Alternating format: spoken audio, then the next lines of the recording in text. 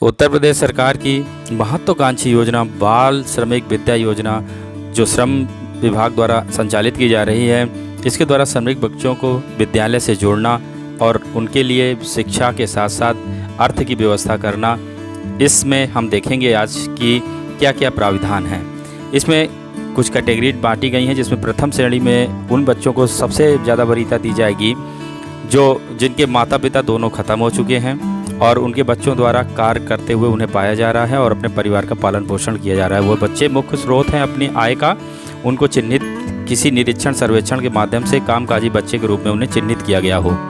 द्वितीय वरीयता उन बच्चों को दी जाएगी जहां पिता की मृत्यु हो चुकी है और वह बच्चा परिवार की आर्थिक सहायता कर रहा है और उसका चिन्हीकरण श्रमिक बच्चे के रूप में हुआ है। तृतीय प्राथमिकता उस बच्चे को दी जाएगी जिसमें माता पिता दोनों दिव्यांग हैं और वह घर के लिए कार्य कर रहा है, घर की आय का प्रमुख स्रोत है और निरीक्षण या सर्वेक्षण के माध्यम से उसे कामकाजी बच्चे के रूप में चिन्हित किया गया है। चतुर्थ वरीयता इसी प्रकार उसे दी जाएगी जहां माता पिता असाध्य रोग से ग्रसित हों और बच्चा परिवार की आर्थिक सहायता के लिए कहीं ना कहीं मजदूरी करता हो, काम करता हुआ चिन्हीकरण किया गया हो, उसका निरीक्षण किया गया हो उसका। पंचम श्रेणी में उन बच्चों के लिए निर्धारित किया गया है, उन बच्चों को वरीयता दी जाएगी जिनके माता पिता स्थायी रूप से दिव्यांग हैं और वह बच्चा परिवार का आर्थिक सहयोग कर रहा है और उसका चिन्हीकरण मजदूरी करते हुए कामकाजी बच्चे के रूप में चिन्हीकरण किया गया हुआ है। छठवीं वरीयता उन बच्चों को दी जाएगी जहां पर पिता किसी गंभीर असाध्य रोग से ग्रसित हो और बच्चा परिवार की आर्थिक सहयोग के लिए कहीं काम करता हुआ निरीक्षण में सर्वेक्षण में पाया गया हो।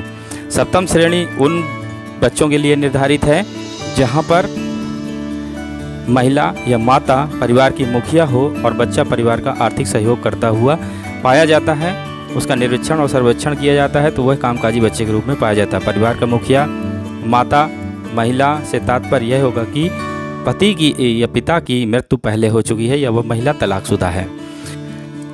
आठवीं श्रेणी में उन बच्चों को वरीयता दी जाएगी जहां पर माता की मृत्यु हो चुकी है या माता स्थायी रूप से दिव्यांग है या माता गंभीर असाध्य रोग से ग्रसित है। और नवम श्रेणी उन बच्चों को दी जाएगी या उन बच्चों को वरीयता 9वें नंबर पर मिलेगी जिनका परिवार भूमिहीन है और बच्चा परिवार के आर्थिक सहयोग के लिए कहीं ना कहीं कार्य कर रहा है। ऐसे बच्चों को निरीक्षण सर्वेक्षण जब किया जाता है तो कामकाजी के रूप में चिन्हित होता है। इस योजना का मुख्य उद्देश्य 8 से 18 वर्ष के ऐसे बच्चे जो कामकाजी हैं और जिनकी आय की क्षतिपूर्ति के लिए वो लोग काम कर रहे हैं, उन्हें विद्यालय में पुनः प्रवेश सुनिश्चित कराया जाए।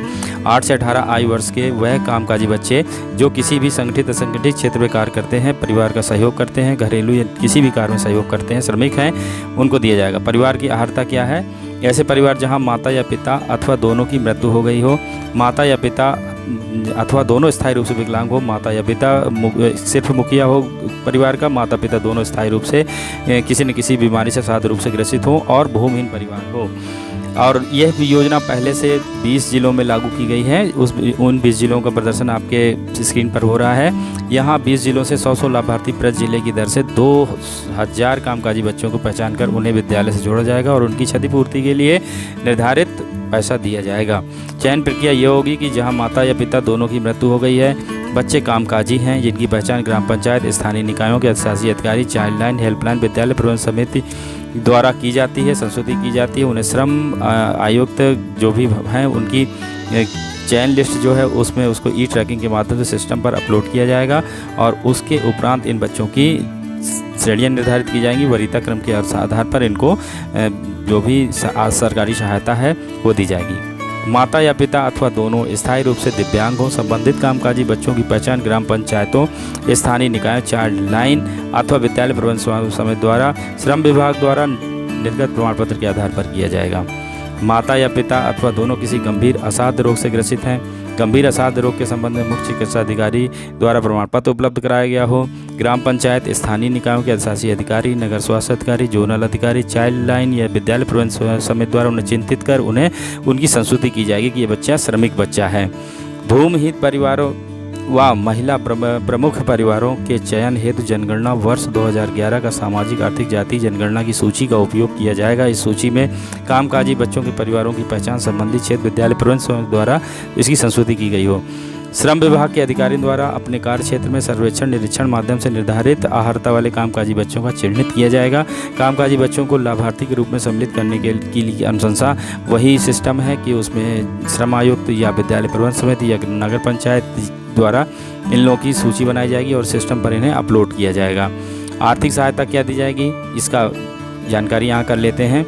आर्थिक सहायता के रूप में प्रत्येक बालक को 1000 रुपये और प्रत्येक बालिका को 1200 रुपये प्रतिमाह दिए जाएगा। इस प्रकार से बालकों को एक वर्ष में 12,000 रुपये और बालिकाओं को 14,400 प्रति वर्ष दिया जाएगा। के तहत जो बच्चे कक्षा 8, 9, 10 में पढ़ते हैं उन्हें कक्षा 8 पास करने पर 6,000 रुपये, 9 पास करने में 6,000 और 10 पास करने पर भी 6,000 रुपये दिए जाएगा।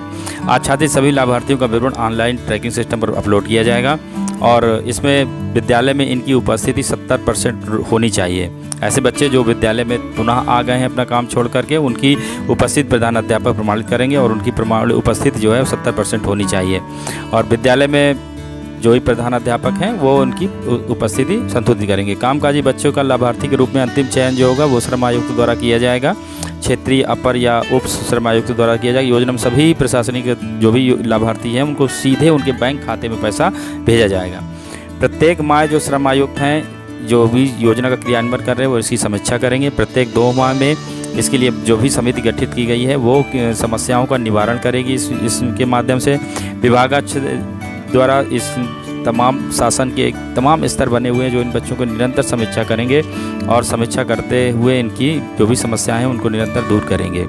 इसमें आप स्क्रीन पर देख रहे हैं कि किन अधिकारियों द्वारा इस पर कार्य किया जाएगा और इस योजना का लाभ ले रहे बच्चों की प्रगति के बारे में जानकारी की जाएगी, समीक्षा की जाएगी और इसकी मासिक प्रगति का जो विवरण होगा वो श्रम आयुक्त कार्यालय उत्तर प्रदेश कानपुर के बाल श्रम प्रकोष्ठ को प्रेषित की जाएगी। जो भी लाभार्थी बच्चे हैं उनको ज़िले के अंदर जो विस्थापित हो चुके हैं योजना का लाभ निरंतर मिलता रहेगा। अगर वो किसी दूसरे ज़िले में चले गए हैं वहाँ भी उनको ये लाभ मिलता रहेगा। लाभार्थियों का प्रवेश हेतु विद्यालयों का प्रकार, योजना के अंतर्गत जो सरकारी स्कूल हैं यदि 1 किलोमीटर परिधि में से उपलब्ध नहीं है तो उन्हें मान्यता प्राप्त निजी स्कूलों में भी पहुँचाया जाएगा। योजना के संबंध में यदि कोई शिकायत है तो जिला अधिकारी महोदय द्वारा जनपद स्तर में जो भी समिति गठित की गई है वो इस शिकायतों को दूर करेगी, उस पर समीक्षा करेगी। अन्य जो भी इस योजना के अंतर्गत जो बच्चे कामकाजी परिवार हैं जिनको ये लाभ दिया जा रहा है वो अन्य सरकार की योजना जैसे विधवा पेंशन योजना, दिव्यांग पेंशन, वृद्धा पेंशन, राष्ट्रीय खाद्य सुरक्षा के अंतर्गत अटल आवासीय योजना और प्रधानमंत्री आवास योजना, अटल पेंशन योजना, आम आदमी बीमा योजना, पोस्ट मैट्रिक, प्री मैट्रिक जो भी छात्रवृत्ति है उन सबसे इनको लाभान्वित किया जाएगा। अन्य योजनाओं को लाभ दिया जाएगा। योजना के संबंध में कोई भी जानकारी आपको चाहिए तो कमेंट बॉक्स पर जाइए और वीडियो में नए हो तो सब्सक्राइब जरूर करिएगा। धन्यवाद।